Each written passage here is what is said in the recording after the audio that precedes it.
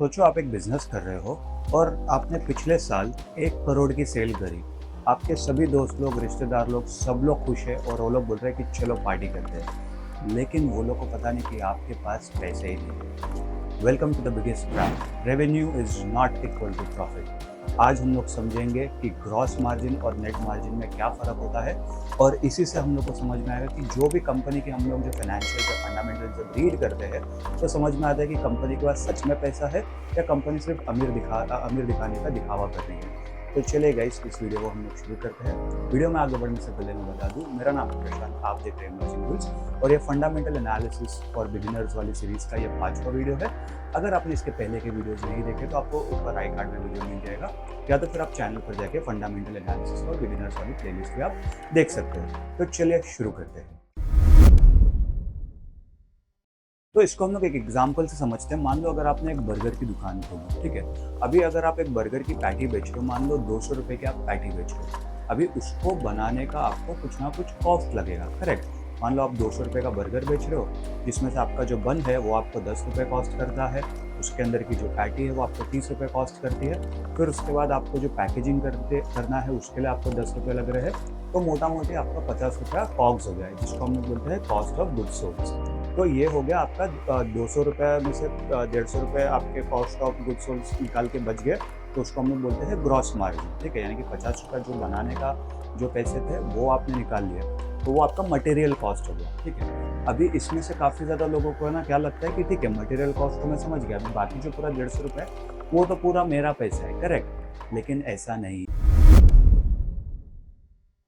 अब आता है रियलिटी चेक पर, यानी कि असली खर्चे, ठीक है। अभी कौन कौन से खर्चे हो सकते हैं मटेरियल कॉस्ट के बाद। अभी जैसे आप एक बर्गर शॉप आपने ओपन करा है, तो ऑब्वियसली आपको उस शॉप का रेंट देना होगा, ठीक है। आपने कुछ एम्प्लॉयज़ रखे रहेंगे, उनकी सैलरीज देनी होगी। आपको इलेक्ट्रिसिटी बिल पेमेंट करना होगा। आप जो भी टूल्स यूज़ करते हैं आपके इन्वॉइस जनरेट के लिए या फिर आपका जो इन्वेंट्री ट्रैक करने के लिए, वो सब के आपको पैसे देने पड़ेंगे। तो मान लो अगर इन सब के कॉस्ट अगर हम पकड़ लेते हैं, एम्प्लॉय का कॉस्ट अगर आप पकड़ लेते हैं 150 रुपये में से आपने 20 रुपये एम्प्लॉय कॉस्ट दे दिए, 40 रुपये लगभग आपने जो शॉप का जो रेंट है वो दे दिया, 15 रुपये आपने इलेक्ट्रिसिटी दे दी और 5 रुपये आपने और बाकी सब कुछ और भी कॉस्ट यहाँ पर ऐड ऑन कर लिया।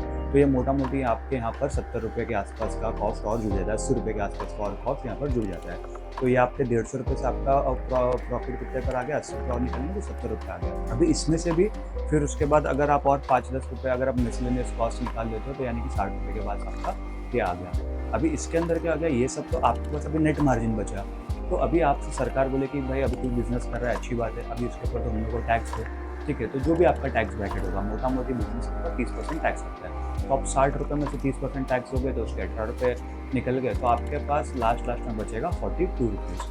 तो ये है आपका एक्चुअल प्रॉफिट। आपने जो 200 रुपये में से 50 रुपये आपने मटेरियल कॉस्ट निकाल दिया, तो 150 रुपया is not your actual profit, वो आपका ग्रॉस मार्जिन है, वो आपका ग्रॉस प्रॉफिट है। लेकिन जो आपका नेट प्रॉफिट या नेट मार्जिन है वो है आपका 42 रुपीज़। तो इसको अगर हम लोग परसेंटेज में देखा जाए, पहले अगर हम लोग यहाँ पर देख रहे थे 200 में से अगर 150 रुपये बनाएंगे तो यहाँ पर 75% ग्रॉस प्रॉफिट निकल रहा था। और यहाँ पर अगर हम लोग देखेंगे, अगर 42 रुपीज़ के ऊपर अगर हम लोग देखेंगे तो यहाँ पर 21% ग्रॉस प्रॉफिट निकल रहा है। तो दोनों में आप देख लो कितना ज़्यादा फर्क है। बट जो नए इन्वेस्टर्स लोग हैं वो लोग को ये चीज़ इतने अच्छे तरीके से समझ में नहीं आती है।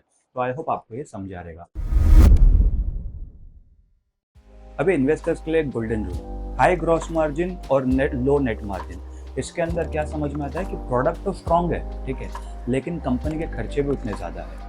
वहीं पर अगर उसका उल्टा कर देंगे, लो ग्रॉस मार्जिन और स्टेबल या कंसिस्टेंट नेट मार्जिन। इसका ये मतलब है कि कंपनी अपना प्रोडक्ट को तो मेंटेन कर पा रही है, साथ ही साथ अपने जो इनकम है, जो नेट प्रॉफिट है, उसको भी मेंटेन कर पा रही है, ज़्यादा कुछ ऊपर नीचे किए बिना। यानी कि खर्चे अपने कंट्रोल में है, कंपनी अपना जो भी इफेक्टिवली बिजनेस रन कर पा रही है। तो आई होप गाइज आपको समझ में आया होगा कि ग्रॉस मार्जिन और नेट मार्जिन में क्या अंतर होता है और हम लोग को कौन सी चीज़ें देखनी चाहिए और कैसे इंडस्ट्री का एनालिसिस करना चाहिए।